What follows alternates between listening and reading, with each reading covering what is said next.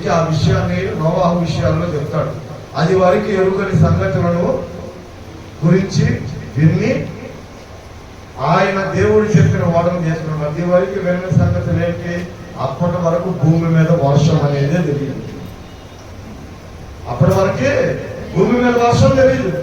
వర్షం అంటే ఏందో అలాంటిది నోవాహుతో 40 రాత్రులు 40 పగళ్ళు ప్రచండమైన వర్షాన్ని కురిపిస్తున్నాను, ఆకాశపు తోములు వింపేస్తున్నాను, ఊపిరితో ఉన్న సమస్తాన్ని చంపేస్తున్నానంటే నిజమే నాయన, సరేనాయన మన నిర్ణయం చేయమంటాను, నువ్వు ఓడగట్టుకో.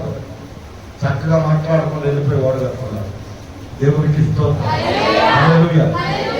జాగ్రత్త. ఈ రోజున ఎవరి కోసం చేస్తాడు అని అనమాకండి.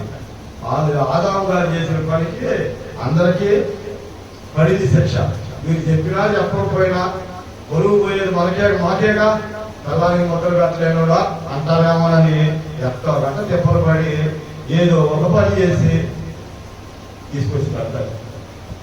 అది దేవుడు ఆదాము చేసిన పని వల్ల అతను చేసిన శిక్ష.